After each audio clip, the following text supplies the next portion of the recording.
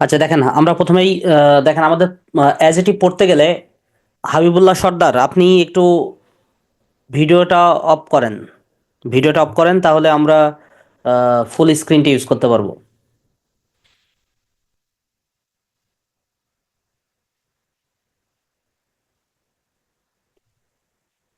আচ্ছা দেখেন, প্রথম বিষয়টা হলো যে what is an adjective. Adjective কি আসলে, মানে আমরা অ্যাজেটিভ বলতে আসলে কি বুঝি, কেউ বলতে পারবেন?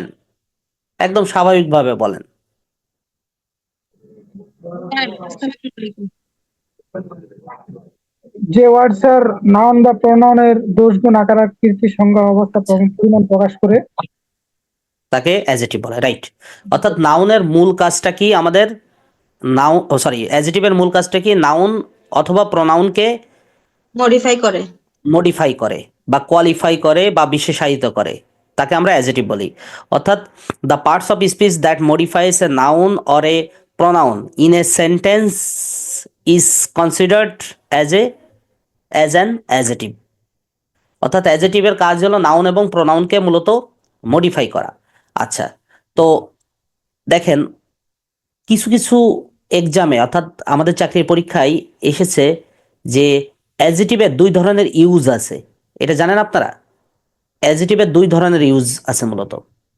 আমি কিন্তু অ্যাজেটিভের টাইপ বলি নাই, বলছি অ্যাজেটিভের দুই ধরনের ইউজ আছে। অর্থাৎ টু ইউজ অফ অ্যাজেটিভ, একটু খাতায় নোট করেন, একটু খাতায় নোট করতে হবে আপনাদেরকে। দুই ধরনের ইউজ আছে অ্যাজেটিভের। একটা দেখেন, একটা ইউজ হলো অ্যাট্রিবিউটিভ ইউজ। আমার সাথে সাথে খাতায় নোট করে নেবেন এইগুলো। দেখেন এইগুলো কিন্তু সচরাচর আপনি কোনো লেকচার নোটস বা ইয়েগুলোতে এত ডিটেলস পাবেন না, বা এগুলো কনফিউজ লাগতে পারে। ক্লাসটা করেন আর পড়া লাগবে না এই বিষয়ে। অ্যাডজেটিভের দুই ধরনের ইউজ আছে, একটা হলো অ্যাট্রিবিউটিভ ইউজ আর একটা হলো প্রেডিকেটিভ ইউজ, তাই তো? আমরা দুই ধরনের ইউজ অ্যাডজেটিভের পাই, একটা হলো অ্যাট্রিবিউটিভ ইউজ আর একটা হলো নাম্বার 2, দেখেন 2 নাম্বার লেখেন প্রেডিকেটিভ ইউজ। Predicative use. এখন প্রশ্ন হলো অ্যাট্রিবিউট ইউজ বিষয় মূলত আসলে কি? অ্যাট্রিবিউট ইউজ বলতে আমরা আসলে কি বোঝাবো, তাই না? দেখেন, আমি যদি আপনাকে একটা এক্সাম্পল দিই, এই এক্সাম্পলটা মনোযোগ দিয়ে দেখেন। যদি বলি he is a good student বা গুড গাই, যাই বলি, তাহলে he is a good student. এখানে গুডটা কি বলেন তো? অবজেক্টিভ গুডটা স্যার। হলো অ্যাজেটিভ, আর অ্যাডজেক্টিভ স্টুডেন্টটা হলো কি? নাউন। নাউন। অ্যাজেটিভ হলো মূলত নাউন। তো এখন প্রশ্ন হলো এই যে অ্যাজেটিভ, দেখেন অ্যাজেটিভটা নাউনের পূর্বে বসছে নাকি পরে বসছে? অবশ্যই পূর্বে বসছে। নাউনের পূর্বে বসছে স্যার। হ্যাঁ, তাহলে এখানে প্যাটার্নটা দেখেন, আমি যদি প্যাটার্নটা এইভাবে একটু লিখি যে অ্যাজেটিভ প্লাস নাউন, দেখেন এখানে বসছে অ্যাজেটিভ প্লাস নাউন হিসেবে। এখন এই যে অ্যাজেটিভ প্লাস নাউন বসছে, এইটা কিন্তু আমাদের অ্যাজেটিভের এক মানে অ্যাজেটিভের যে ফরমেশন হয় বা অ্যাজেটিভ যে স্ট্রাকচারগুলো আমরা তৈরি করি, সেখানকার একদম স্বতঃসিদ্ধ একটা নিয়ম যে আপনি নাউনের পূর্বে সবসময় কি বসাতে হবে? অ্যাজেটিভ বসাতে হবে। নাউনের পূর্বে কি বসাতে হবে? অ্যাজেটিভ বসাতে হবে। এখন যদি আমরা এইরকম বলি, দেখেন যদি এরকম বলি যে ধরেন আরো একটা এক্সাম্পল লিখলাম, আগে আমরা কোনটা কোন ইউজ এটা বলছি না, আমি একটু আরো একটা এক্সাম্পল লিখি। যদি বলি she is beautiful,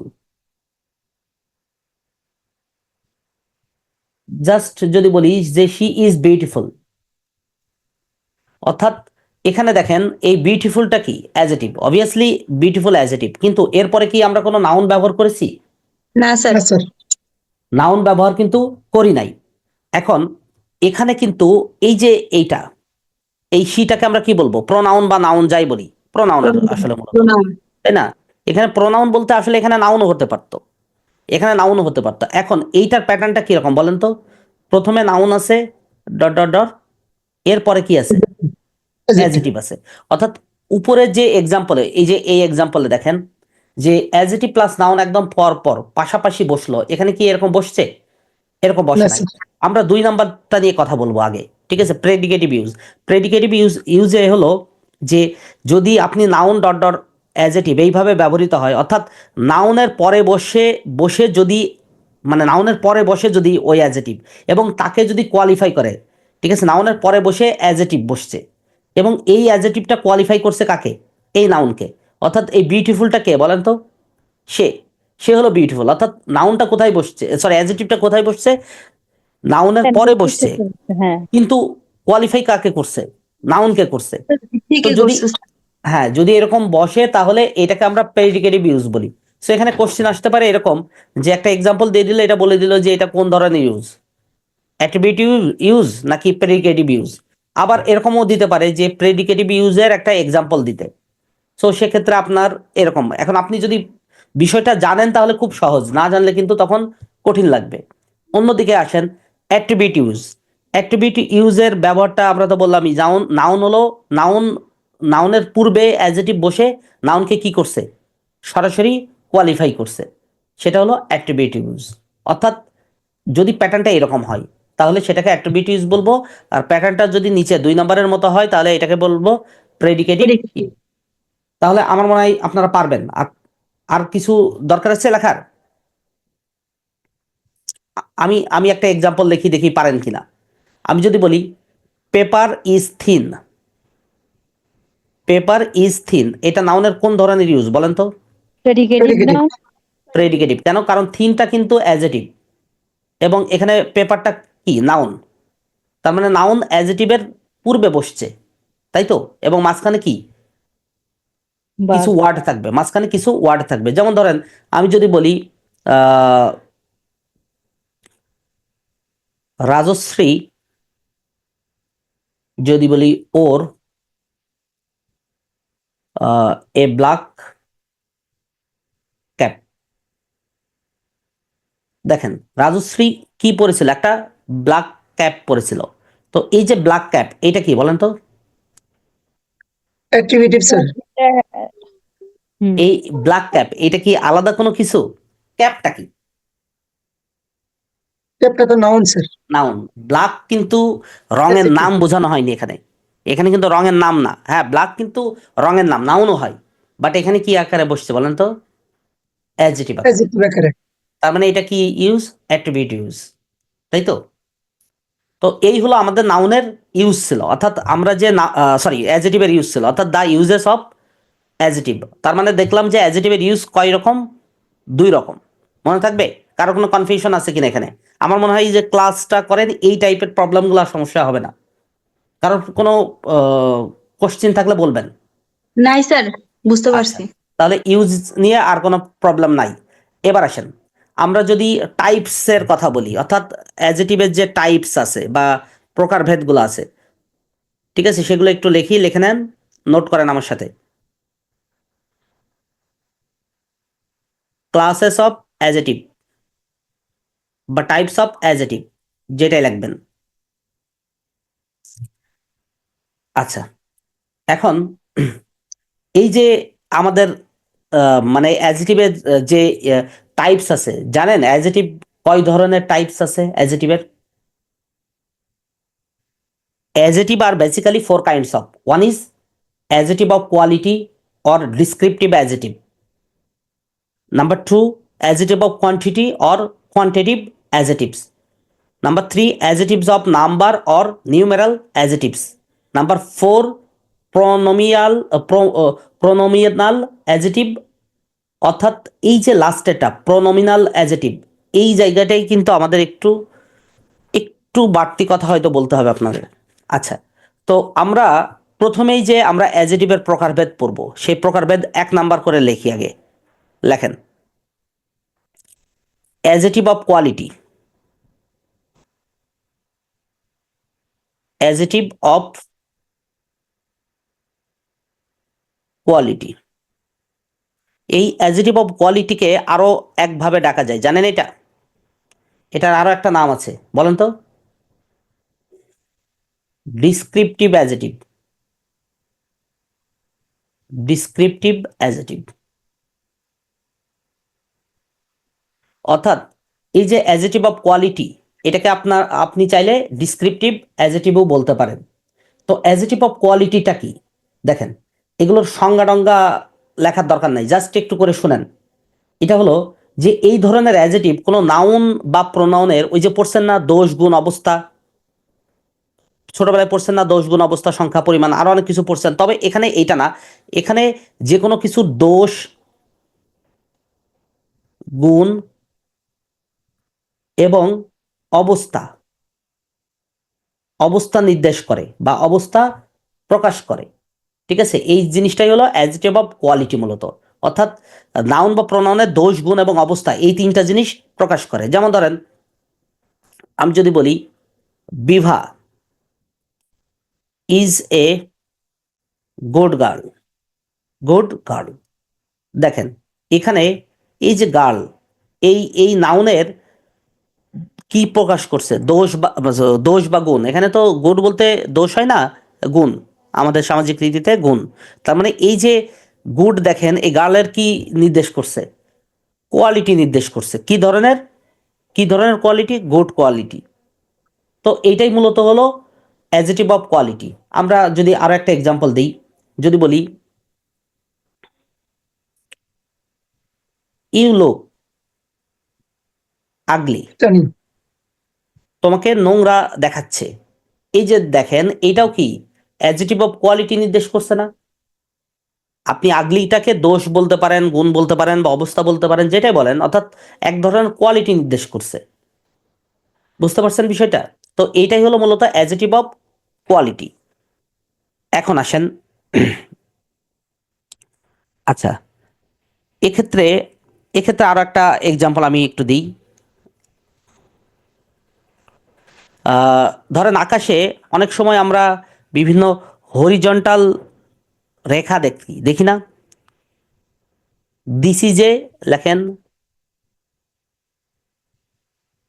horizontal line. এটা কি নির্দেশ করছে বলেন তো? হরিজন্টাল লাইন দ্বারা কি নির্দেশ করছে? একটা অবস্থা নির্দেশ করছে না? হরিজন্টাল লাইন বলতে একটা কি নির্দেশ করছে?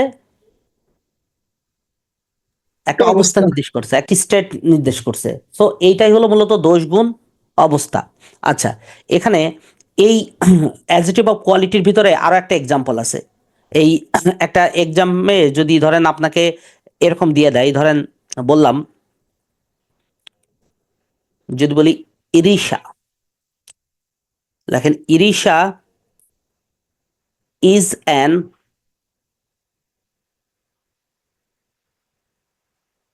Iranian lady.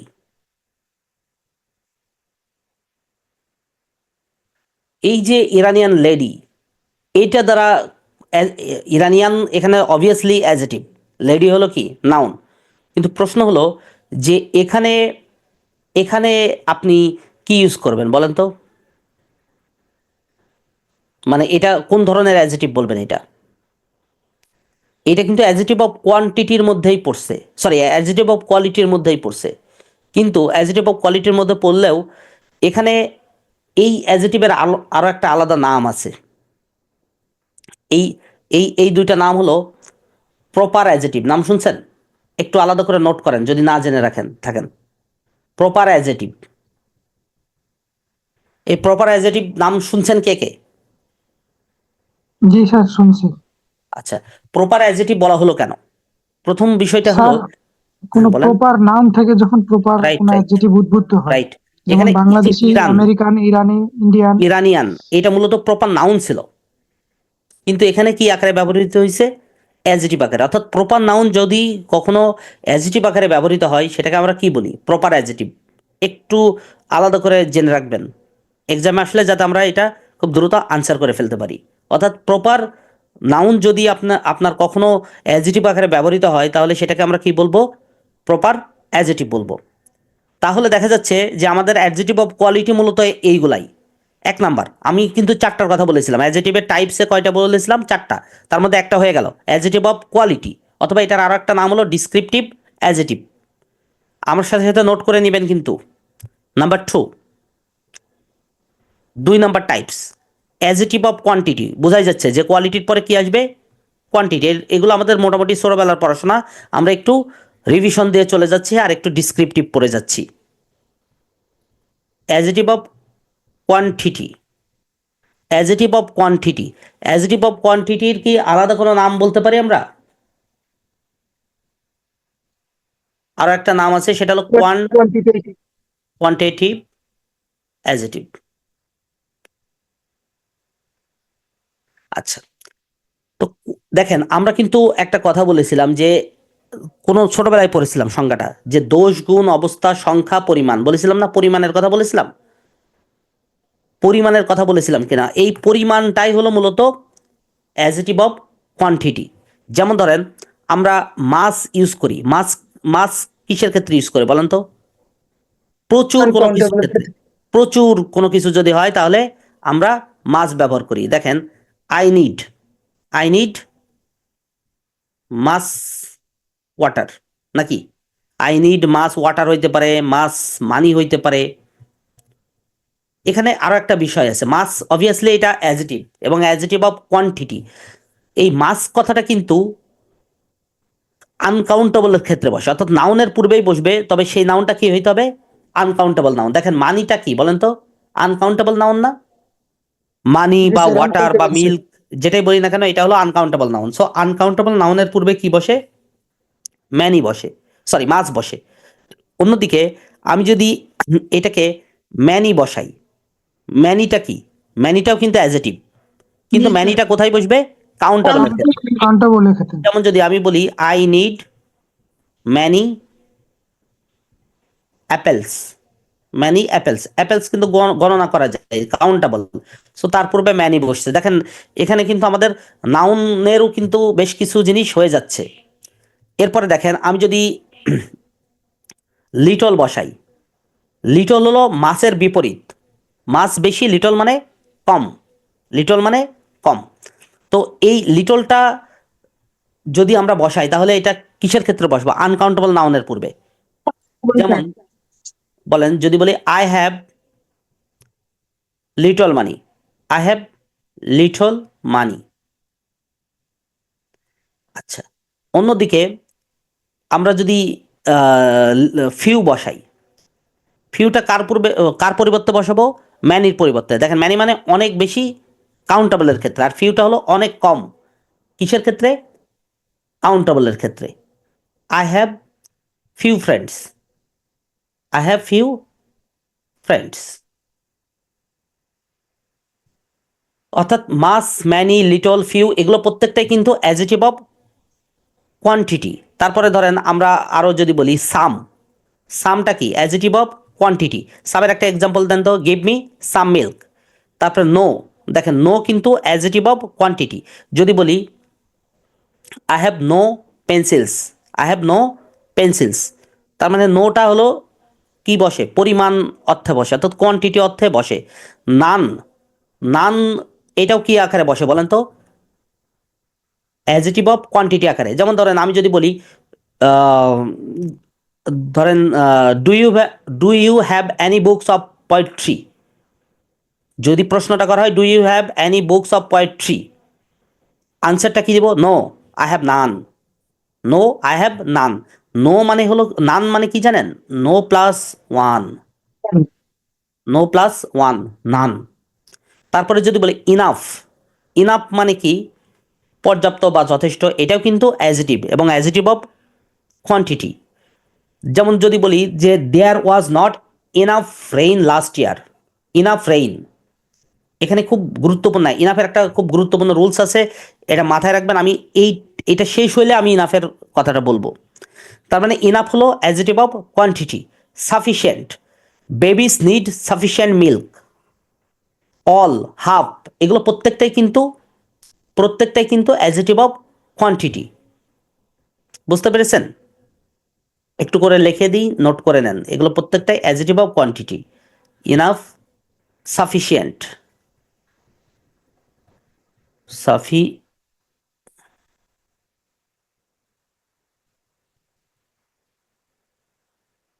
তারপরে অল, হাফ। আচ্ছা, এখন আমি যদি আপনাকে বলি লিটল ভার্সেস এ লিটল, আর একটা বলবো ফিউ ভার্সেস এ ফিউ। এই দুইটার মধ্যে পার্থক্য কি? প্রথমে আসি লিটল আর এ লিটল, আর ফিউ আর এ ফিউ।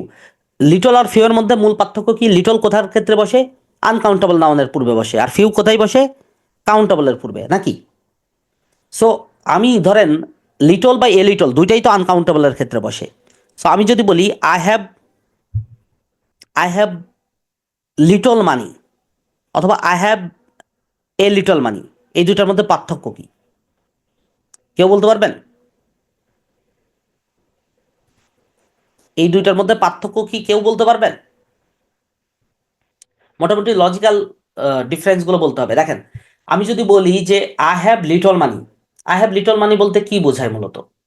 যে আমার একদমই টাকা নাই। ধরেন এই যুগে আপনার পকেট আছে, একদমই টাকা নাই মানে খুব কম টাকা আছে, ধরেন আপনার কাছে আছে 3 টাকা। এখন আপনি একটা ছেলে মানুষ, আপনি আহ, ধরেন বিকালে বন্ধু বান্ধবের সাথে দেখা করতে গেলেন, আপনার পকেটে আছে 3 টাকা। এই টাকাটা থাকা আর না থাকা মোটামুটি সেম কথা, অথবা আরো কম টাকা আছে। তাহলে এটা হলো নেগেটিভ, অলমোস্ট নেগেটিভ। লিটল কথাটা হলো অলমোস্ট নেগেটিভ। অর্থাৎ আপনার পকেটে 2 টাকা বা 1 টাকা বা 50 পয়সা আছে, যেটা ধরেন অচল, চলে না। তাহলে আই হ্যাভ লিটল মানি বলতে আপনার টাকা নাই বলা যায়, নেগেটিভ। বাট আপনি যদি বলেন I have a little money, I have a little money, বর্তমানে যে একটা ফ্রেন্ডের সাথে গেলে এক কাপ চা খাইতে তো 10 টাকা লাগে, সাথে অন্যান্য যারা অন্যান্য কিছু খান তাদের আরো বেশি টাকা লাগবে। তো এখন প্রশ্ন হলো যে আপনার পকেটে আছে ধরেন 10 টাকা, মোটের উপর 10 টাকা। আপনি চিন্তা করছেন আমি একবার চা খাইলে কিন্তু আমার 10 টাকা শেষ, অন্য কোনো কিছু খাওয়ার আর সুযোগ নাই, বা ফ্রেন্ডসদেরকে খাওয়ানোর সুযোগ নাই, বা দ্বিতীয়বার যদি আমার খাইতে ইচ্ছা হয় কোনো কিছু তাহলে খাওয়ার সুযোগ নাই। অর্থাৎ আপনার আপনার টাকা আছে, তবে কম পরিমাণ আছে, প্রয়োজন যতটুকু তার থেকে কম আছে। অর্থাৎ বলা যায় এই লিটলটা পজিটিভ, আছে টাকা আছে তবে সেটা কম টাকা আছে। বুঝতে পেরেছেন? অর্থাৎ লিটলটা হলো নেগেটিভ ওয়ার্ড আর এ লিটল হলো পজিটিভ ওয়ার্ড। মনে থাকবে? অনেকে ভুল বুঝতে পারে যে এ লিটলটা হয়তো নেগেটিভ ওয়ার্ড হবে, না, little negative, a little positive. অন্যদিকে ফিউ আর এ ফিউ, ধরেন আমি বললাম যে আই হ্যাভ ফিউ ফ্রেন্ডস, আমার খুব কম বন্ধু আছে। একটা মানুষের জীবনে চলার পথে আমার তো অসংখ্য বন্ধু আছে, মানে চলার পথে তো অনেক অসংখ্য মানুষের সাথে পরিচয় হয়েছে, তারা বন্ধু হয়েছে। তো এখন প্রশ্ন হলো যে আমি যদি বলি আই হ্যাভ ফিউ ফ্রেন্ডস, ধরেন আমার কারোর যদি বন্ধু সর্বমোট একটা বন্ধু থাকে, একটা বা দুইটা বন্ধু থাকে। এখন আপনার সকালে মনে হলো যে ও আমার বন্ধু, আর বিকালে মনে হলো না ও আমার বন্ধু না। অর্থাৎ এরকম যদি আপনি দোদুল্যমান অবস্থায় থাকেন, সেক্ষেত্রে আপনি নেগেটিভ ধরে নিতে পারেন, অর্থাৎ আপনার কোনো ফ্রেন্ডস নাই। আই হ্যাভ ফিউ ফ্রেন্ডস বলতে আমি বুঝে নিব যে আসলে আপনার বন্ধু নাই, বা থাকলেও 2-1টা হয়তো আছে। আপনি কখনো মনে হয় যে সে বন্ধু, কখনো মনে হয় সে বন্ধু না, অর্থাৎ অলমোস্ট নেগেটিভ। অন্যদিকে আপনি যদি বলেন I have a few friends, আমি বুঝবো যে I have a few friends বলতে কি বুঝবো? যে একটা মানুষের চলার পথে ধরেন আমার 50টা বন্ধু আছে, এখন আপনার আছে মাত্র ধরেন 5টা 6টা। তাহলে আপনার যতটুকু বন্ধু থাকার কথা ছিল তার থেকে কম বন্ধু আছে। অর্থাৎ আছে, এটা পজিটিভ, বাট কম আছে প্রয়োজনের। তো ফিউ লিটল পার্থক্য মূলত এই জায়গায়, একটু আলাদা করে এগুলো মনে রাখবেন। ঠিক আছে? আচ্ছা, ইনাফ নিয়ে কথা বলছিলাম। ইনাফ, ইনাফ নিয়ে আসি। দেখেন, লেখেন, আমি যেগুলো লিখে দিচ্ছি, 2টা রুলস লিখে দিচ্ছি, খুব যত্ন করে লিখে রাখেন। ইনাফ প্লাস নাউন,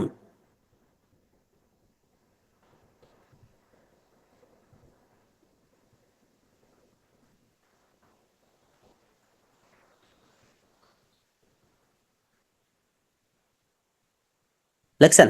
এক্সাম্পল দিই, I have enough money, I have enough মানি। অর্থাৎ মানিটা কি বলেন তো? নাউন। সো নাউনের পূর্বে কি বসছে? ইনাফ বসছে। অন্যদিকে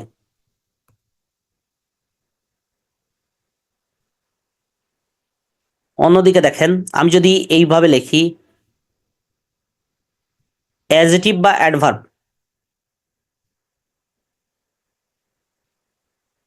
অ্যাডজেটিভ বা অ্যাডভার্ব এর পরে কি বসে বলেন তো? ইনাফ। লেখেন অ্যাডজেটিভ বা অ্যাডভার্বের পূর্বে কি বসে? এনাফ। যেমন যদি বলি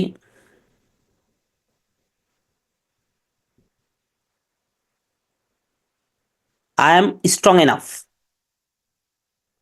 আই এম স্ট্রং ইনাফ। দেখেন ইনাফ কোথায় বসছে বলেন তো? অ্যাডজেটিভ বা অ্যাডভার্বের পূর্বে। তার মানে ইনাফের এই দুইটা রুলস কিন্তু আলাদা করে মনে রাখবেন, যে ইনাফের পূর্বে অ্যাডজেটিভ বা অ্যাডভার্ব বসে, আর ইনাফের পরে কি বসে? নাউন। যদি আপনি কোনো ওয়ার্ড লিখতে চান, মনে থাকবে? জি স্যার। কারোর কোনো এখানে এখানে কারোর কোনো প্রশ্ন আছে কিনা বলেন তো? না স্যার। নাই sir.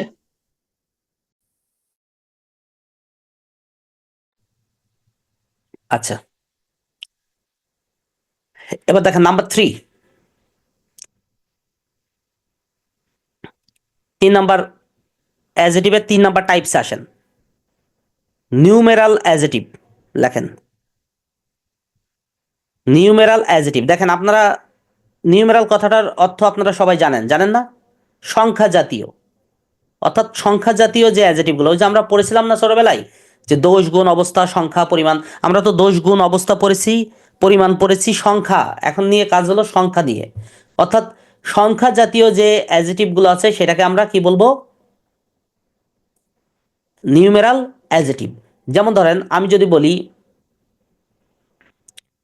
I have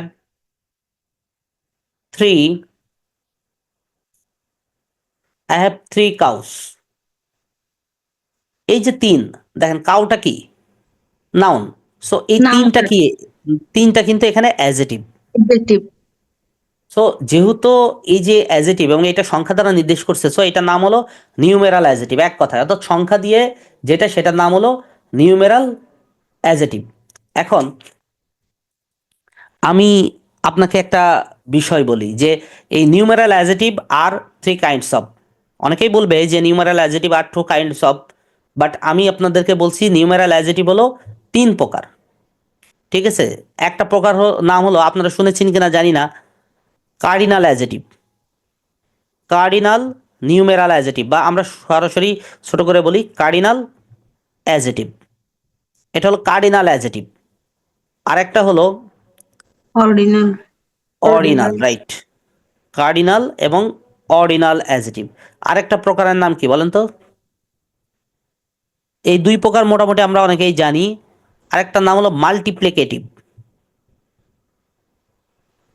multiplicative adjective. দেখেন কার্ডিনাল অ্যাডজেটিভ আমরা সবাই চিনি কিনা? সবাই চিনি, প্রত্যেকেই। কার্ডিনাল মানে কি বলেন তো? অঙ্কবাচক। অঙ্কবাচক, রাইট। অঙ্কবাচক বা সংখ্যাবাচক, নাকি? অঙ্কবাচক জি বা স্যার। সংখ্যাবাচক।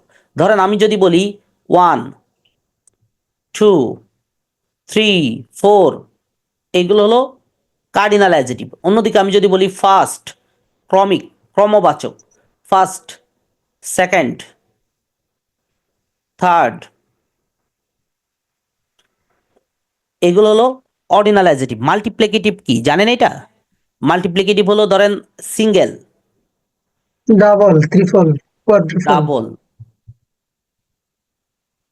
ট্রিপল, তাই তো? জি স্যার।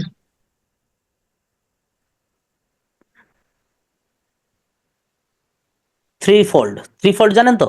এই ট্রিপল আছে, ট্রেবল আছে না? ট্রেবল বলতে পারেন, ট্রিপল বলতে পারেন, থ্রিফোল্ড বলতে পারেন। ঠিক আছে? একই কথা মোটামুটি। ওই ট্রিপল বলেন, ট্রেবল বলেন, ওই যে যেমন স্পেনে বলে না যে 3টা, দেখবেন যে স্প্যানিশ লিগে 3টা ইয়ে, যে কোনো লিগেই ফুটবল খেলায় ট্রেবল জিতে। শুনছেন? ট্রেবল জেনে রাখেন। ট্রেবল, এই ট্রেবল জিতে মানে 3টা মেইন যে আপনার আছে, ট্রফি আছে, এগুলো একসাথে এক সিজনে জিতলে এটাকে কি বলা হয়? ট্রেবল। বার্সেলোনা তাদের ইতিহাসে 2বার ট্রেবল জিতে। 2বার না 3বার, যাই হোক এরকম, মানে পেপ গার্দিওলাই তার ইয়েতে মনে হয় 2বার জিতে ট্রেবল। আচ্ছা, তো এই হলো মূলত মাল্টিপ্লিকেটিভ। তো কার্ডিনাল অ্যাডজেটিভ, অর্ডিনাল অ্যাডজেটিভ এবং মাল্টিপ্লিকেটিভ, এই যে অ্যাডজেটিভ, এইগুলো। এখন এখানে কিছু ইউজ আছে, কিছু ইউজের বিষয় বলি। দেখেন কার্ডিনাল অ্যাডজেটিভ, আমি যদি কার্ডিনাল অ্যাডজেটিভের কথা বলি, যে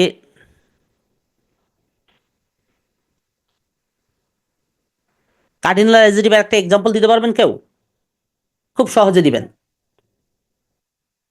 বলেন। He has four G, four he has brothers. Four brothers.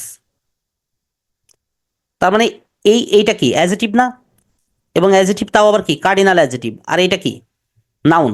তার মানে দেখা যাচ্ছে যে কার্ডিনাল অ্যাডজেটিভটা হলো নাউনের পূর্বে বসে। কার্ডিনাল অ্যাডজেটিভ কোথায় বসে? নাউনের পূর্বে বসে। এখন আমি যদি বলি, দেখেন, Nipa is the first girl. Nipa is the first girl. এখানে দেখেন দিটা তো আর্টিকেল, ফার্স্টটা কি বলেন তো? অর্ডিনাল। তার মানে দেখা যাচ্ছে যে এখানে দি বসুক বা না বসুক, ফার্স্টটা কি অ্যাডজেটিভ, অর্ডিনাল অ্যাডজেটিভ। আর গার্লটা কি? নাউন। তার মানে কার্ডিনাল এবং অর্ডিনালের ইউজ কিন্তু এরকম হয়, অর্থাৎ এই ক্রমিকে ইউজ হয়। সো একটু এগুলো দেখে রাখবেন। আচ্ছা, লাস্ট ওয়ান, আমরা তিনটা অ্যাডজেটিভ পড়েছি, তাই তো? Adjective of quality, adjective of quantity, numeral adjective, আর লাস্টে কি বলেন তো? লাস্টেরটা লিখে ফেলেন, প্রোনোমিনাল। প্রোনোমিনাল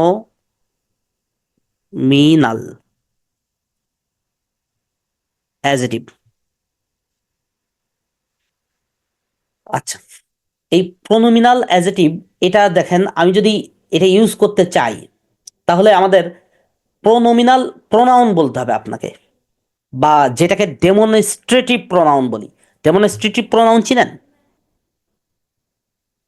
দিস দ্যাট ওইগুলো sir. Right. This, that, those. আচ্ছা, আমরা এই দুইটাতে আপাতত সীমাবদ্ধ থাকি, দ্যাট এবং দিস। এগুলাকে কি বলা হয়? Demonstrative pronoun. এই ডেমনস্ট্রেটিভ প্রোনাউনই মূলত হলো প্রোনোমিনাল প্রোনাউন, এবং এইটাই যদি আপনি অ্যাডজেটিভ আকারে বসে তাহলে এটার নাম হলো প্রোনোমিনাল অ্যাডজেটিভ। পার্থক্য কি? অনেক সময় আমরা এটা বলি না, দেখেন, আমি যদি আপনাকে এই এক্সাম্পলটা বলি, দিস ইজ এ বুক। ভালো করে দেখেন, দিস ইজ এ বুক, এখানে দিসটা কি বলেন তো? কোন পার্টস অফ স্পিচ?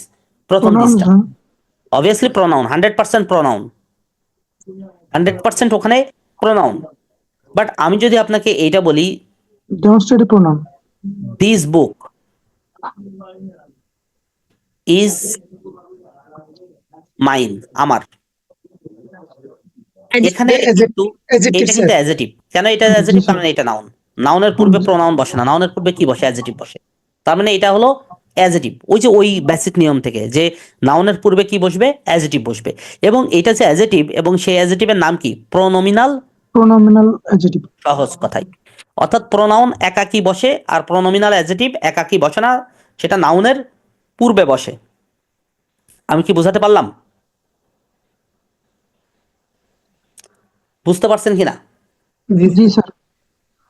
আচ্ছা, অর্থাৎ এইটার ভিতরে দেখেন, আপনি এই প্রোনোমিনাল অ্যাডজেটিভের কে আপনি আবার ওই যে প্রোনাউনের মতো করে ভাগ করে ফেলতে পারেন। একটা হলো ডেমনস্ট্রেটিভ প্রোনাউন, আপনি তো জানেন ডেমনস্ট্রেটিভ প্রোনাউন কোনগুলো?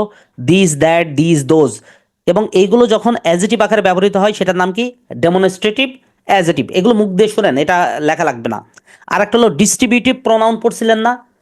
আমরা যখন Is, প্রোনাউন every. পড়ছি তখন ডিস্ট্রিবিউটিভ প্রোনাউন পড়ছি। ডিস্ট্রিবিউটিভ প্রোনাউন কোনগুলো বলেন তো? ইচ আছে, এভরি আছে, নেইদার আছে, এইদার আছে, আছে না? এবং এইগুলো যদি অ্যাডজেটিভ আকারে বসে, অ্যাডজেটিভ আকারে কি বসতে পারে? ধরেন ওই যে ইজ আছে না, ওই আমি যদি বলি ইজ বয়, Is boy. জি স্যার। প্রেজেন্ট, ইজ বয়, বয়টা কি প্রোনাউন না? জি স্যার। নাউন। Sorry, Noun. বয়টা হলো নাউন। Noun.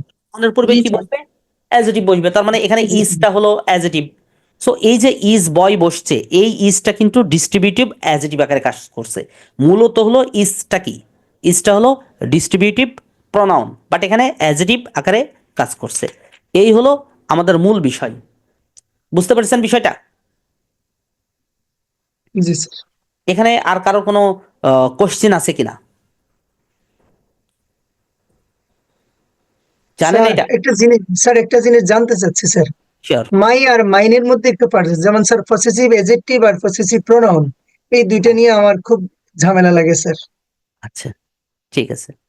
আচ্ছা, আপনি যখন দিস বুক ইজ মাইন একদম সরাসরি বলে ফেলছেন, আপনার নিজের অধিকারে একদম পজেসিভ বলেই ফেলছেন, আপনি এইটাকে অ্যাজেটিভ বলবেন। আর মাইটা হলো পজেসিভ প্রোনাউন, এটা পজেসিভ অ্যাজেটিভ হইতে পারে কখন? আপনি বলেন না মাই বুক, জি স্যার। বুকটা নাউন, সো নাউনের পূর্বে কি বসবে? অ্যাজেটিভ বসবে। বাট মাইনটা হলো পজেসিভ অ্যাজেটিভ। মাইনটা বলতে মাই বুকটাই হলো মাইন।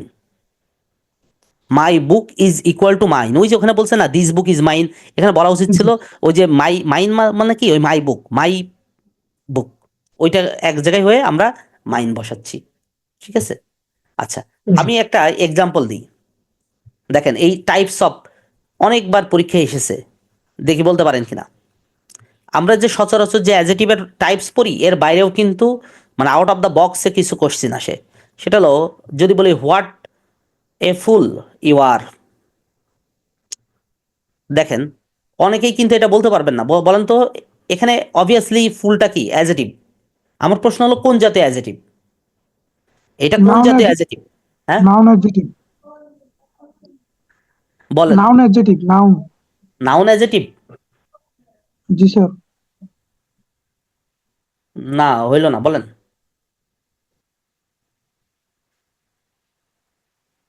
এটা দেখেন, আমি যদি আপনাকে আইডেন্টিফাই করায় শিখাই দিই, তাহলে আপনার জন্য খুব সহজ, একদম খুব সহজ। লাস্টে কি চিহ্ন আছে বলেন তো? এক্সক্লেমেশন। এক্সক্লেমেটরি সাইন আছে না? তার মানে এইটার নাম হলো এক্সক্লেমেটরি অ্যাজেটিভ। হয়তো কখনো শোনেন নাই। এটা যখন এক্সামে আসবে, লাস্টে একটা অপশন থাকবে, দেখবেন যে এক্সক্লেমেটরি অ্যাজেটিভ। আমরা তো এইটা ইগনোর করব, কারণ আমরা বলবো যে না, কোশ্চেন কথা আপনাকে বিভ্রান্ত করার জন্য দিছে, যেহেতু এক্সক্লেমেশন সাইন আছে। না, আসলে এটার নাম হলো এক্সক্লেমেটরি অ্যাজেটিভ। শিখে রাখেন। এটা শিখবেন কিভাবে, চিনবেন কিভাবে বলেন? এক্সক্লেমেটরি সেন্টেন্সে যে অ্যাজেটিভটা থাকবে সেটাই মূলত এক্সক্লেমেটরি অ্যাজেটিভ, মনে থাকবে? স্যার একটু লিখে নিন।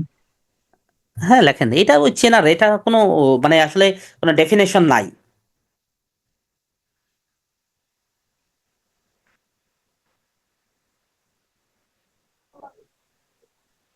স্যার কলেজ লাইব্রেরি, এটা তো নাউন অ্যাডজেক্টিভ না? এটাতে আসছি, এটা পরে আসছি।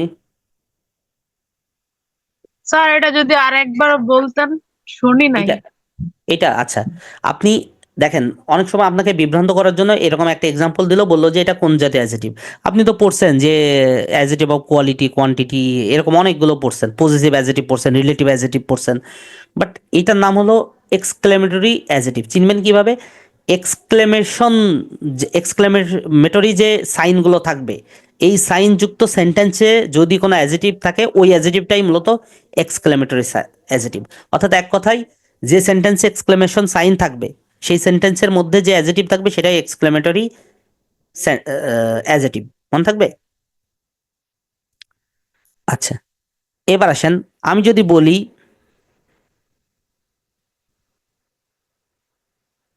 লেখেন, যদি বলি which is better, which is better for you, এখানে হুইচ কোন পার্টস অফ স্পিচ, সরি, কোন জাতীয় অ্যাজেটিভ বলেন তো? এখানে কিন্তু অ্যাজেটিভ হুইচ।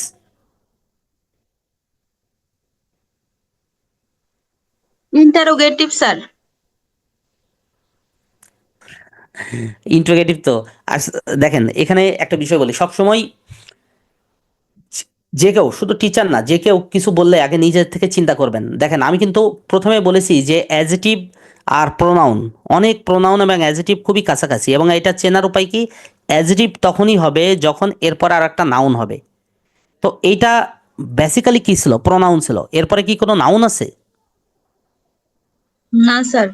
নাই। না তার স্যার। মানে এটা কিন্তু অ্যাজেটিভ না, এটা কিন্তু ইন্ট্রোগেটিভ প্রোনাউন। এটা হলো ইন্ট্রোগেটিভ প্রোনাউন। যদি আমি এইটা লিখতাম, লেখেন। হুইচ বুক স্যার, হুইচ আচ্ছা, বুক যদি আমি হতো। ম্যান লিখে ফেলছি।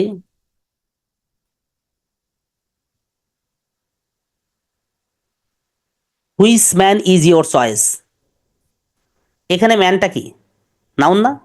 নাউন জি স্যার। তার মানে এটা অ্যাজেটিভ। এখন এখন আসেন, এইটা হলো ইন্ট্রোগেটিভ অ্যাজেটিভ। এখন জি স্যার। ইন্ট্রোগেটিভ অ্যাজেটিভ কেন বললাম? ইন্টারোগেটিভ সাইন যুক্ত আছে। জি sir. Interrogative.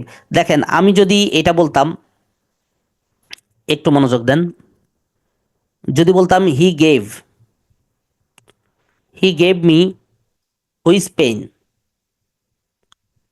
He gave me which pen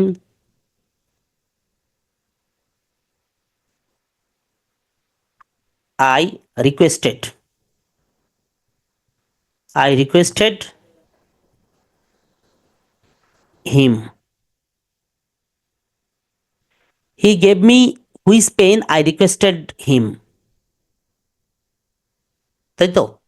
এখন প্রশ্ন হলো, এই যে এখানে এইটা কি নাউন, নাউনের পূর্বে এটা আছে, তার মানে কি অ্যাজেটিভ। অ্যাডজেক্টিভ। এইটা কোন জাতীয় অ্যাজেটিভ বলতে পারবেন? তাহলে এটা কি রিলেটিভ অ্যাডজেক্টিভ স্যার? উপরেরটা যদি, উপরেরটাকে আমরা কি বলছি বলেন তো? উপরেরটাকে ইন্টারোগেটিভ অ্যাডজেক্টিভ। ইন্ট্রোগেটিভ অ্যাজেটিভ বলছি। যদি উপরেরটাকে ইন্ট্রোগেটিভ অ্যাজেটিভ বলি, তাহলে আমরা নিচেরটাকে কি বলবো? এটা কি আকারে বসছে? রিলেটিভ প্রোনাউন আকারে বসছে না হুইচটা?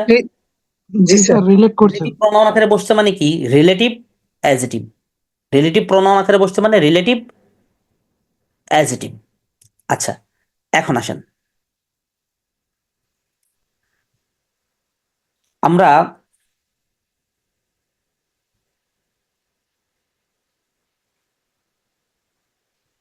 আমরা যদি এই সেন্টেন্সটা লিখি, ইজ দিস,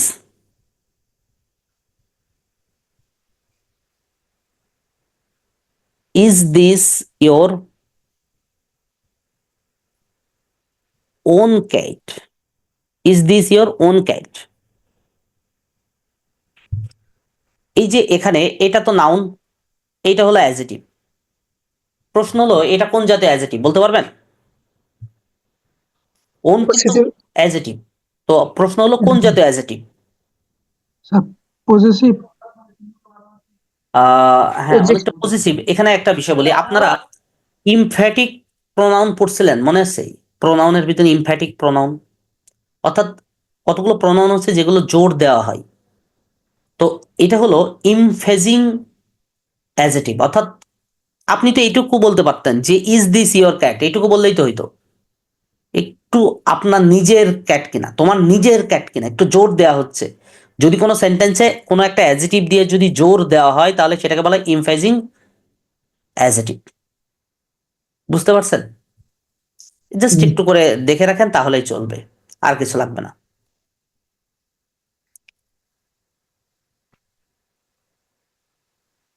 আচ্ছা, এখন আমরা যদি আরেকটা এক্সাম্পল লিখি,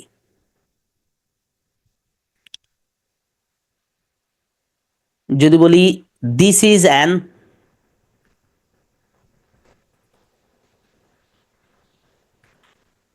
out of, this is an out of date house, this is an out of date house। দেখেন, মনোযোগ দেন, this is an out of date house। এই যে আউট অফ ডেট, এটা কোন জাতীয় নাউন বলতে পারবেন?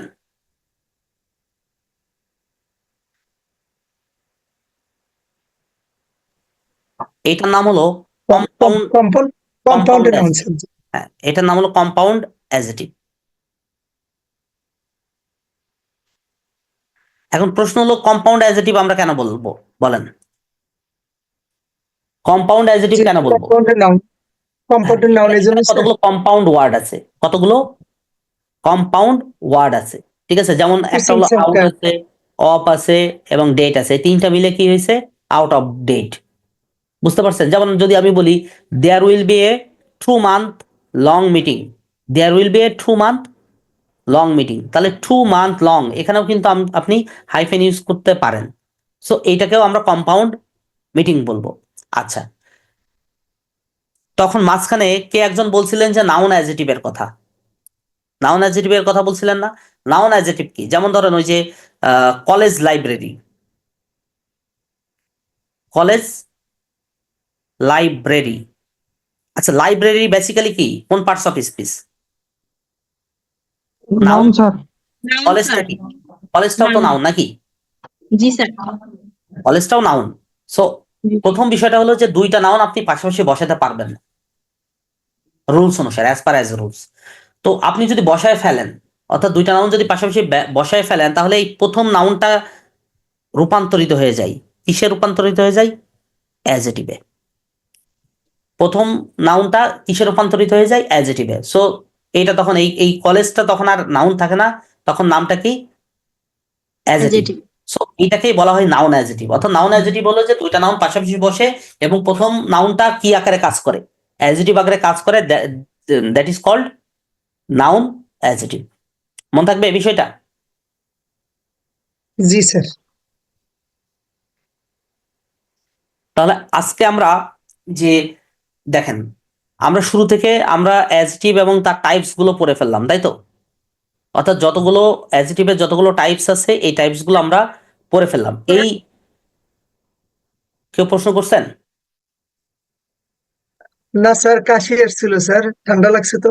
আচ্ছা আচ্ছা, ঠিক আছে। তাহলে এই যে যে আমরা টাইপস গুলো পড়লাম, এই টাইপস গুলো বাসায় ভালোভাবে দেখবেন।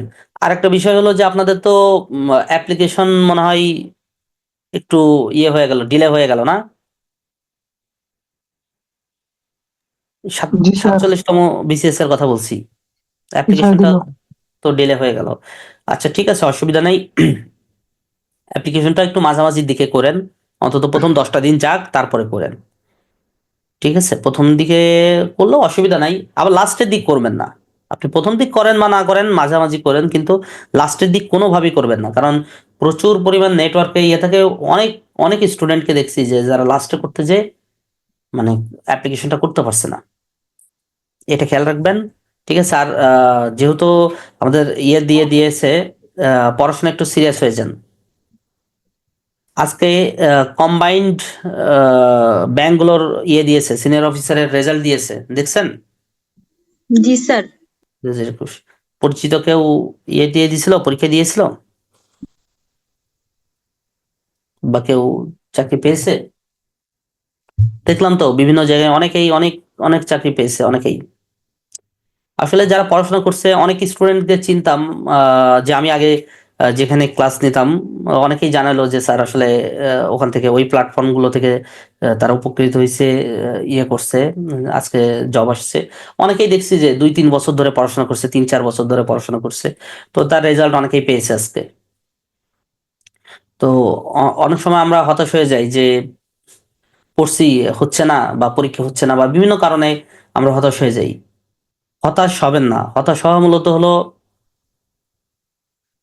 মানে, আমি সঠিক আসলে জানি না, তবে আমি শুনেছি যে ইসলামে হতাশ হওয়া হলো শয়তানের লক্ষণ বলে। অর্থাৎ যখন আপনি শয়তানের পাল্লায় পড়ে যাবেন, বা আপনি ভুল পথে, ভ্রান্ত পথে চলে যাবেন, তখন আপনার ভিতর হতাশা চলে আসবে, ডিপ্রেশন চলে আসবে। জানি না, ইসলামিক স্কলাররা হয়তো ভালো বলতে পারবেন। তো যাই হোক, হতাশ হওয়া যাবে না, পড়াশোনা করবেন। আর আমাকে একটু খুব শর্টকাটে একটু বলেন তো, আজকে আজকে আমরা এই পর্যন্ত ইয়ে করব। অ্যাডজেটিভের আরো একটা পার্ট আছে, যে পার্টটা হলো একদম লেন্দি পার্ট, মানে লেন্দি পার্ট এবং অনেক ডিসক্রিপটিভ। আমি ওইটার জন্য আলাদা করে নোটসও দিব, নোটসও প্রোভাইড করব। সবকিছু ইয়ে করে এই ক্লাসটা আমরা নেক্সট দিন আমরা এই ক্লাসটা নিব। অর্থাৎ অ্যাডজেটিভের সেকেন্ড পার্ট, আজকের পার্টটা হলো আমাদের অ্যাডজেটিভের টাইপস, ডেফিনেশন, অ্যাডজেটিভের বিষয়গুলো বোঝা। দেন আমরা হলো ওই ওই পার্টটা যাবো, সলভিং পার্টটা। মানে আমরা একটা করে রুলস করব, সলভ করব। আচ্ছা বলেন, কারো কোনো প্রশ্ন থাকলে একটু করেন।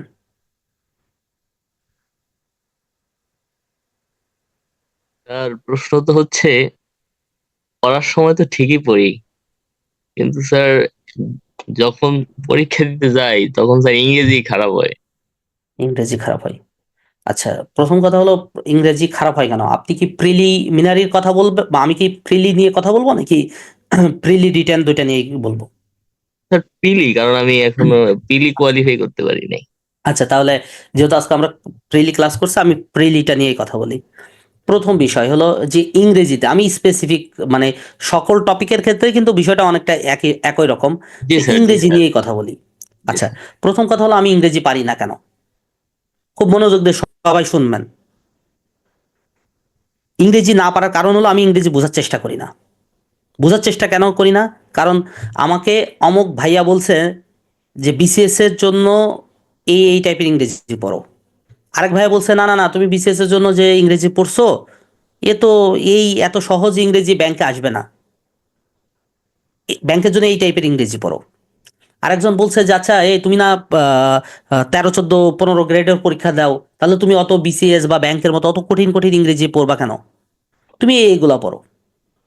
সো এই ভাইয়ারা বা টিচাররা, এদের কাছ থেকে মানে আমরা প্রথম যে ভুল পরামর্শটা পাই এখান থেকে পাই। আপনি ইংরেজিকে জাস্ট ইংলিশ হিসেবে ট্রিট করবেন, মনে করবেন যে এটা একটা ইংলিশ। সো এটা নিয়ে পড়তে বসলে আপনাকে প্রথমে যে কাজটা করতে হবে যে আপনাকে কতগুলো মানে অস্ত্র নিয়ে বসতে হবে। অস্ত্রটা কি? বই। যে কোনো বই হইতে পারে, বাজারে যে কোনো ভালো মানের একটা গাইড বই পড়বেন, যে কোনো ভালো মানের গাইড বই হইতে হইতে পারে, সেটা মাস্টার বই হইতে পারে, কম্পিটিটিভ এক্সামস, যে কোনো একটা, মানে সবগুলো দরকার নেই, যে কোনো একটা বই নিয়ে বসবেন। আচ্ছা ধরেন আপনি টপিক পড়ছেন, ধরেন আপনি আপনার ইংলিশে দুর্বলতা আছে, আপনি প্রথমে নাউন দিয়ে শুরু করলেন, তাহলে কি করবেন? আপনি ওই গাইড বই থেকে প্রথমে দেখলেন, উল্টায় পাল্টায় দেখলেন যে নাউন সম্পর্কিত বিসিএস ব্যাংক এইটা ওইটা মানে বিগত বছরে যত প্রশ্ন আসছে সবগুলো এক নজরে দেখে গেলেন, পড়লেন না, দেখে গেলেন। এরপরে আপনি ওই বই থেকে আস্তে আস্তে পড়াশোনা শুরু করলেন। আর এর পাশে যদি আপনার কোনো সাপোর্টিং ক্লাস থাকে, ধরেন এই যে অ্যাডজেটিভের কথা, আজকে যে অ্যাডজেটিভ করাচ্ছি, এখন যদি এমন হইতো যে আপনি আজকে অ্যাডজেটিভ পড়ছেন, সাথে সাথে আপনার এই অ্যাডজেটিভ ক্লাসটাও হইলো, তাহলে আপনার ভিতর যে গ্রুমিং হইলো, এটা কিন্তু সব কিছু না। আপনাকে কিন্তু ওই বাসায় মানে টেবিলে আপনাকে সময় দিতেই হবে। সো আপনি ওই অ্যাডজেটিভ হোক বা নাউন হোক, ঠিক আছে, তো ওই ক্লাসটা করে আপনি মানে আপনার সাপোর্টিং হিসেবে কাজ করলো। অথবা ক্লাসটা আরও 10 দিন আগে করছেন, আপনার তো নোটস আছে, আপনি যখন ক্লাস করবেন তখন নোটস করবেন না, ওইটা নিয়ে আপনি যখন পড়তে বসবেন তখন দেখবেন যে আপনার মনে হবে যে স্যার লাইভ, মনে হবে যে লাইভ মতো মনে হবে যে স্যার তো আমাকে এই জায়গায় এই বলছিল, ঠিক আছে, তাহলে আমি ওই অনুসারে পড়ি। আচ্ছা, এবার টোটাল A to Z আমরা পড়ে ফেললাম। পড়ার পরে দেখবেন এই নাউনের উপরে ধরেন আপনার হাতে আরো কয়েকটা বই রাখতে হবে সাপোর্টিং, সব বেশি বই রাখার কথা বলি নাই। ক্লিফ স্টোফেলস, ব্যারন স্টোফেলস এর নাম শুনছেন? জি স্যার। খুব কম দামে, খুব কম দাম, 50-60 টাকা নাই। জি স্যার, ক্লিপস তো। ইংলিশ এখন বাংলা ভার্সনও আসলে পাওয়া যায়, সো কিনতে পারেন, বাংলা ভার্সন কিনতে পারেন, তবে মানে আমি প্রেফার করি হলো ইংলিশ ভার্সনটাই, কারণ ইংলিশ ভার্সন পড়ে একবার মজা পাইলে দেখবেন যে আপনার জন্য অনেক। যেমন ধরুন নাউনের টপিকে, নাউন টপিকে ক্লিফ স্টোফেলস বা ব্যারন স্টোফেলসে খুব কম দেওয়া আছে, তবে যতটুকু দেওয়া আছে একদম বোল্ড গুলো দেওয়া আছে, বোল্ড। ক্লিফ স্টোফেলস বা ব্যারন স্টোফেলসের অনেক স্ট্রাকচারাল, ধরুন কন্ডিশনাল বলেন, স্ট্রাকচারাল যে গ্রামারগুলো আছে না, সেটার জন্য একদমই খুব ভালো, খুবই বস একটা বই। কিন্তু ডিসক্রিপটিভ যে গ্রামারগুলো আছে, যেমন ধরেন নাউন, প্রোনাউন, অ্যাডজেটিভ, এগুলোর জন্য ক্লিপস বা ব্যারন্স পর্যাপ্ত না। বাট ওখানে যতটুকু দেওয়া আছে আপনি ওইগুলোও পড়ে ফেলবেন, তাহলে হবে কি আপনার বোল্ডগুলো হলো, আপনি যে গাইড বই পড়লেন এখানেও কিন্তু ওইগুলো থাকবে, কিন্তু আপনি ওখান থেকে পড়লে হবে কি ওই বোল্ড জিনিসগুলো আপনার একবার রিভিশন হয়ে গেল। সো আপনি এইভাবে করে প্রত্যেকটা টপিক সময় নিয়ে নিয়ে শেষ করেন, প্রত্যেকটা টপিক একদম শুরু করবেন। যেমন ধরেন আমার একটা সিলেবাস আপনারা কয়েকদিন 2-1 দিনের মধ্যে হয়তো সিলেবাসটা পাবলিশ করা দেখতে পারবেন। আমার সিলেবাসে একদম মানে প্রত্যেকটা ইংলিশের প্রত্যেকটা টপিক একদম আহ, মানে সিরিয়াল বাই সিরিয়াল দেওয়া আছে। আপনি যদি ওই সিরিয়াল ধরেও পড়েন যে আমি একটার পর একটা শেষ করবো এবং আমি এটা করে টিক চিহ্ন দিয়ে রাখবো, এরকম প্রত্যেকটা টপিক শেষ করেন, শেষ করার পরেও আপনার মনে হবে যে আপনি আসলে কিছু পারেন না, এটা খুব স্বাভাবিক। এবং এর পাশাপাশি ভকেব পড়বেন, বাজারে ভকেবের যে কোনো বই পাওয়া যায় না, যে কোনো একটা বই পড়বেন। ব্যাংক ভকাবুলারি আছে আরিফুর রহমানের, এটা পড়তে পারেন। এটা এটা শুধুমাত্র ব্যাংকের জন্য কাজে দিবে এমন না, এটা বিশেষ থেকে শুরু করে সকল পরীক্ষাতেও কাজে দিবে। অর্থাৎ ওখানে মোটামুটি খুব এলিট শ্রেণী যে ভকেবগুলো আছে ওই ভকেবগুলো দেওয়া আছে প্রিভিয়াস ইয়ারে, অথবা যে কোনো প্রিভিয়াস ইয়ারের উপরে যে ভকেব বই আছে ওইগুলো পড়বেন। কারণ আপনি ডিকশনারি মুখস্থ করার সময় নেই আপনার, পারবেন না এতগুলো, কিভাবে পড়বেন? আপনি ওই প্রিভিয়াস ইয়ারের গুলোই পড়বেন, ওইগুলোরই সিনোনিম অ্যান্টোনিমস বারবার করে পড়বেন। এইভাবে ইংলিশের একটা পার্ট হলো গ্রামার পার্ট পড়বেন, আর মাঝে মধ্যেই আপনি ভকেব নিয়ে এরকম আলোচনা করবেন বা পড়াশোনা করবেন। স্যারদের কাছ থেকে বিভিন্ন টেকনিক শিখবেন, বা যেখান থেকে পারেন সেগুলো টেকনিক শিখবেন, এগুলো আপনি অ্যাপ্লাই করবেন, পড়ার টেবিলে কাজে লাগান। তারপরেও দেখবেন যে আপনার মনে হবে যে আসলে আমি ইংলিশ পারছি না, এটাই খুব স্বাভাবিক। পরীক্ষার হলে যাবেন, পরীক্ষার হলে আপনি ধরেন আপনার প্রশ্ন আসছে 35টা, 35টার মধ্যে আপনি যদি 25-26টা অ্যান্সার করতে পারেন, আপনি খুবই ভালো পরীক্ষা দিয়েছেন, খুবই ভালো পরীক্ষা, মানে ভালো না, খুবই ভালো পরীক্ষা। কিন্তু আপনার যদি প্রিপারেশন না থাকে, নেগেটিভ টেগেটিভ কেটে দেখবেন যে 35-এর মধ্যে 8, 9, 7, 8, 9 আছে, নেগেটিভ টেগেটিভ কেটে আরো কম থাকতে ঠিকই পারে। বলছেন স্যার। বুঝতে পারছেন? সো আপনি এমন ভাবার একটা একটা বিষয় আমি খুব বলি, যারা ইংলিশে 35-এ 35 পাবে বা এসে বলবে যে 35-এ 34, 35টা, আপনি নিশ্চিত থাকেন তারা 8, 9 বেশি পাবে না। যে কোনো প্রিলি পরীক্ষায় অনেকে বলে না যে আমি প্রায় 195টা মতো দাগাইছি, এই 2-4টা হয়তো ভুল যাইতে পারে, বাকি সব সঠিক, আপনি নিশ্চিত থাকেন সে প্রিলি পাস করতে পারবে না। টেনে টুনে যারা 115, 13, 14, 15 এরকম 15, 16, 17 পাই, তারাই প্রিলি কোয়ালিফাই করে। এটা যে কোনো এক্সামের ক্ষেত্রে, ব্যাংক বলেন, অন্যান্য জব বলেন, এটাই সত্য। সো আপনি পড়বেন, অনেক বেশি পড়বেন, আপনি দুশ্চিন্তা ছাড়া পড়বেন, তারপরও পারবেন না। এই যে পারবেন না, এইটা নিয়ে দুশ্চিন্তা করবেন না, কারণ আপনার হিসাব থাকতে হবে যে আমি তো পড়ছি, আমার তো প্রোগ্রেস হচ্ছেই, তারপর আমি পারছি না। এটা খুবই ন্যাচারাল, খুবই স্বাভাবিক একটা বিষয়। আমার যে মনে থাকছে না, এটা খুবই স্বাভাবিক, এটা শুধু আপনার না, আমরা এখানে যারা আছি সবারই এই একই সমস্যা, মনে থাকে না। যতটুকু মনে থাকবে এইটুকুই আপনার হলো নির্যাস, এইটুকুই কাজে লাগবে এক্সাম হলে। বুঝতে পারছেন? সো মানে পড়াশোনাটা শুধু চালায় যান, মানে ওই দুশ্চিন্তাটা করার দরকার নাই। আর আবার বলি যে ইংলিশটা আপনি এই বইগুলো, ম্যাটেরিয়ালস গুলো কালেকশন করে, ম্যাটেরিয়ালস গুলো ধরে ধরে পড়েন, ভালো করে পড়েন, মানে একদম ডিটেলস পড়বেন। দেখেন আরো অনেক সাপোর্টিং বই আছে। সাপোর্টিং বই হলো আপনি দেখবেন যে আহ, সম্ভবত নাম হলো সদরুল আমিন, বা আমি স্যারের নামটা ভুলে গেলাম, রাজশাহী ইউনিভার্সিটির টিচার। তো আপনার হলো খুব প্রাঞ্জল ভাষায় ইংলিশ টু বেঙ্গলি একটা বই আছে ওনার। এরকম অসংখ্য বই আপনি বাজারে, যেগুলো ডিসক্রিপটিভ লেখা। আমি কোনো গাইড বই তো একটা রাখবেনই, বাজারে এরকম অসংখ্য বই আছে। যে কোনো একটা বই পুরাতন মার্কেটে যেয়ে কিনবেন, সময় নিয়ে দেখে দেখে কিনবেন, যে আচ্ছা এই বইটাতে আমি টেন্সটা সম্পর্কে ডিটেলস জানতে পারবো, ভয়েস ডিটেলস লেখা আছে। এইগুলো নিয়ে কাজ করবেন, পড়াশোনা করবেন। সবসময় একদম গাইড বই থেকে সব কিছু তো ডিটেলস না, গাইড বই তো আপনার টু দা পয়েন্টে লেখা, রুলস গুলো টু দা পয়েন্টে, এক্সাম্পল গুলো টু দা পয়েন্টে। বাট এইগুলোর বাইরে কতগুলো বই আছে যেগুলো ডিসক্রিপটিভ লেখা থাকে, এগুলো একটু কিনবেন, ইয়ে করবেন, টিচারদের ক্লাস ক্লাস করবেন, দেখবেন যে ইংলিশটা আস্তে আস্তে সহজ হয়ে গেছে। অর্থাৎ প্রতিদিন পড়তে থাকবেন, অল্প অল্প করে কমে যাবে পড়াশোনা। আচ্ছা, আর ঠিক কোনো আছে কোশ্চেন? স্যার, আপনিও গাইডলাইন দেন তারপরে, কারণ দুইটা দিছি স্যার, কোয়ালিফাই করতে পারি নাই। মনে হচ্ছিল যে না, কনফিডেন্স ঠিক আছে, কিন্তু পরীক্ষা দেওয়ার পরে বুঝলাম যে আসলে না, আমি জিরো। দুইটা দুইটা প্রিলি, জি স্যার। মানে দুইটা প্রিলি দিয়েছেন, দুইটা কোয়ালিফাই করতে পারেন নাই? না স্যার। আমার আমার এক কলিগের কথা বলি, উনি জীবনের দুইটা ভাইবা দেওয়ার সুযোগ পাইছে, দুইটা ভাইবা। একটা হলো, একটাতে হলো, প্রথমটাতে সোনালী ব্যাংকের সিনিয়র অফিসার হয়েছে, আর একটাতে প্রশাসন ক্যাডার হয়েছে। তার আগে কতগুলো ভাইবা ফেল করছে, মানে পরীক্ষা ফেল, ভাইবা না, রিটেন প্রিলি নিয়ে ফেল করছে, সেটা চিন্তা করেন। সো এরকম আছে, আপনি যদি লেগে থাকেন তাহলে আসবে। তবে লেগে থাকা, অনেকেই কি করে, অনেকেই খুব দ্রুত চাকরিটা পেয়ে যায়, যে কোনো চাকরি হোক দ্রুত পেয়ে যায়, কারণ হলো লেগে অনেকেই থাকছে। কিন্তু এর মধ্যে অনেকেই আছে ওই যে কৌশল করে পড়াশোনা করছে, যে একজন আছে গতানুগতিক ভাবে শুধু পড়ছে পড়ছে, কিন্তু আসলে সেটা কৌশল না, কোনো টেকনিক ছাড়া। সো আর একজন আছে যে টেকনিক সহকারে পড়াশোনা করছে। সো এইটা কাজে, যারা টেকনিক সহকারে পড়াশোনা করছে তাদের কাজে লাগবে। তো দেখি, আমরা আমাদের সিলেবাসটা পাবলিশ করার আগেই আমি ইংলিশের উপরে একটা দিক নির্দেশনামূলক দেখি একটা ক্লাস নেওয়া যায় কিনা। যে ক্লাস আমরা যখন একদম রেগুলার বেসিসে আবার সিলেবাস ধরে ধরে ক্লাস শুরু করব, তখন দেখা যাচ্ছে তার আগে একটা যদি আমরা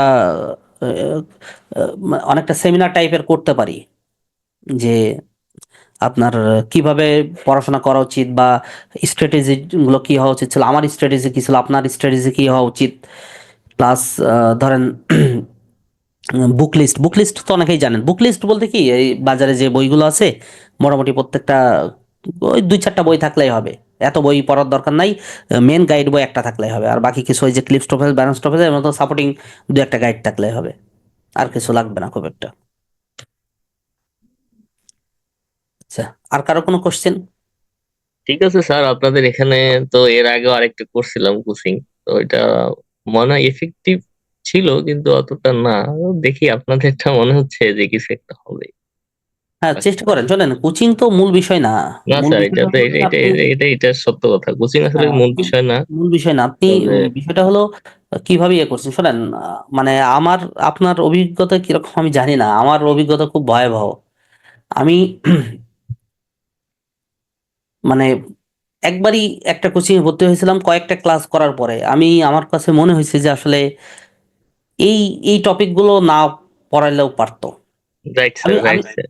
আমি তখন খুব নতুন, তো আমার কাছে খালি এরকম মনে হইতো। তো পরে এক বড় ভাই আসলে আমাকে ডেকে খুব, মানে একটু একটু বিদ্বেষমূলক কথাই বলছিল যে, মানে যারা আসলে পড়াচ্ছে তারা তো চাকরিতে কি পড়া উচিত, মানে টু দা পয়েন্টে কি পড়া উচিত আর কি পড়া উচিত না, এই বিষয়ে তারা কতটুকু জানে এটা আমার সন্দেহ আছে।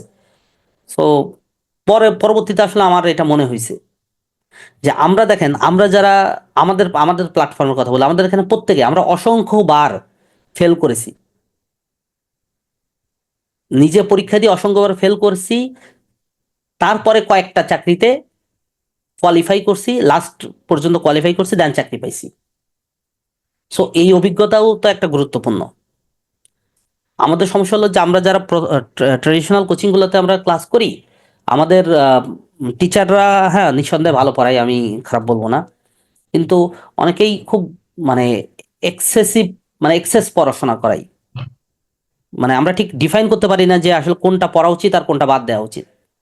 তো এই জায়গাটাই একটু, যারা আমরা যারা রানিং পরীক্ষা দিয়ে আসছি এবং ফেল করছি, আমি পাশ করার কথা বলছি না, ফেল করছি, অনেকবার ফেল করছি, দেন ফেল করতে করতে তারপর একটা পর্যায়ে মনে হয়েছে যে না, একটু চেঞ্জ করি, পড়াশোনার স্টাইল চেঞ্জ করে পড়াশোনার ইয়েটা বাড়াই।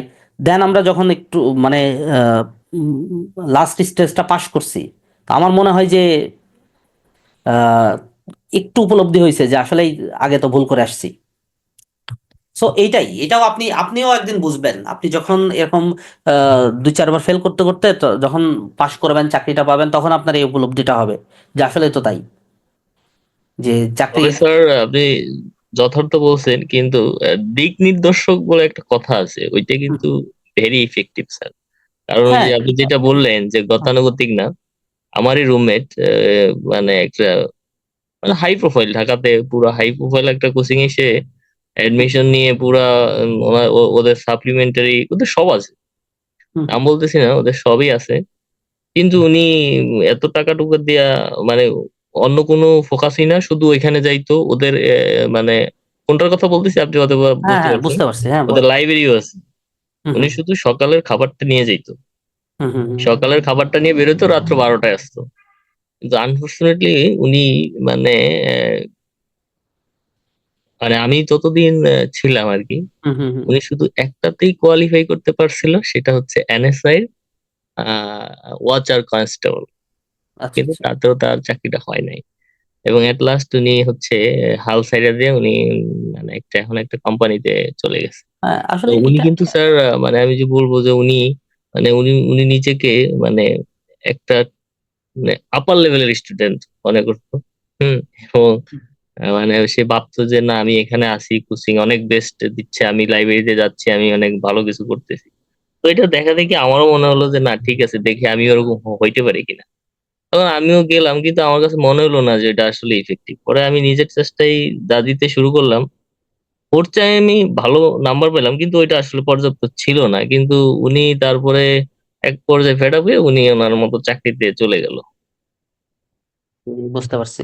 আসলে হ্যাঁ, আপনার কথা এটা ট্রু, এটা শুধু আপনার রুমমেটের ক্ষেত্রেই না, এটা অনেক, আমরা অনেকে দেখেছি যে এরকম অনেক প্যাশনেট ছেলে, অনেকে শুধু কোচিং এর উপর ডিপেন্ডেন্স হচ্ছে। গাইডলাইন অবশ্যই দরকার, গাইডলাইন কেন দরকার না, দেখেন, এই যে একটা প্ল্যাটফর্ম, আপনি এখানে ধরেন, আমরা যে ক্লাস নিচ্ছি বা গাইডলাইন গুলো দিচ্ছি, এখন এইটা তো আপনি পাচ্ছেন, আবার অনেকে আছে যে তাদের এই সুযোগটুকু নাই। অনেকেই আছে, তাদের এই সুযোগটুকু নাই। তারা কি করছে, তারা তাদের ইউনিভার্সিটির কোনো বড় ভাইদের কাছে যাচ্ছে, অথবা তারা তাদের এলাকার কোনো ভাই যারা চাকরি বাকরি পাইছে করছে তাদের কাছে যাচ্ছে, যে একটু কথা শুনে আসছে না, অর্থাৎ ওইটাকেই আমরা দিক নির্দেশনা বা গাইডলাইন বলতে পারি। দেন সে এসে তার মতো করে পড়াশোনা করছে। অর্থাৎ দিন শেষে আপনি নিজে নিজের টেবিলে কতটুকু পড়াশোনা করবেন এইটাই হলো আসলে আপনার কাজে লাগবে। হ্যাঁ, আপনি গাইডলাইন নেন, অসুবিধা নেই, কিন্তু দিন শেষে আপনাকে বাসায় পড়াশোনা করতে হবে। আর একজন বিফল হয়েছে বিধায় আপনি বিফল হবেন এরকম ভাবারও কোনো হ্যাঁ, কারণ নাই। না আবার স্যার, ধরেন, এটা সত্য বলছেন, কিন্তু গাইডলাইনটা অনুযায়ী, ফোকাস অনুযায়ী পড়লে আবার অনেকে দেখা গেছে যে অনেক একটা শর্টকাট বলে যে আসলে এটা অনেক কঠিন সাবজেক্ট, এটা ছেড়ে দাও, ও এটা দরকারই নেই, ইংরেজির এইটা এখান থেকে 10 মার্ক পেলে না, বাদ দাও, ম্যাথে তুমি 15 পাবা না, ছেড়ে দাও, তুমি অন্য জায়গা দিয়া ওইটা উইথড্র করো, যে জিকে এটা থেকে হলো তুমি উইথড্র করো। জিকে তে গিয়া যখন আমি জিকের উপর ডিপেন্ডেন্ট হয়ে যখন আমি হলে গেলাম, দেখলাম যে জিকের অবস্থা মানে ইংলিশের মতোই বা ম্যাথের মতোই একটা হয়ে দাঁড়াইলো, তখন একদম অবস্থা। তুমি ম্যাথে খারাপ, তাহলে তুমি এক কাজ করো, তুমি ম্যাথের এই ট্রামটা বাদ দিয়ে দাও, এই ট্রামটা বাদ দিয়ে তুমি তাহলে মেন্টাল এবিলিটিতে ফোকাস করো। মেন্টাল এবিলিটি তুমি দেখো যে ওইখানে তুমি 12, 13, 11 অনায়াসই পেয়ে যাবা। কিন্তু মেন্টাল এবিলিটিতে যাই দেখা গেল যে আমি যখন দিয়ে আসলাম ওই কনফিডেন্সের উপরে, আইসে দেখলাম যে না, আসলে মেন্টাল এবিলিটি তো আমি খারাপ করছি। তো ওভারঅল এইভাবে করতে করতে স্যার, তো একদম মানে এরকম একটা অবস্থা হয়, হজবরল অবস্থা। মানে এই যে সবাই এই 200, তো তোমার 200 দরকার নাই, তুমি 115, 20-এর টার্গেট নাও, তুমি 80 ছেড়ে দাও, এরকম বলে স্যার। হুম, তো এই ব্যাপারটা তো স্যার এখানে আসলে আমরা আচ্ছা, মানে এখানে এই আমি আমি খুব সংক্ষেপে বলি। প্রথম প্রথম মানে আমার দৃষ্টিভঙ্গি, একান্ত আমার দৃষ্টিভঙ্গি, কারোর সাথে মিলবে না, মেলার কথাও না।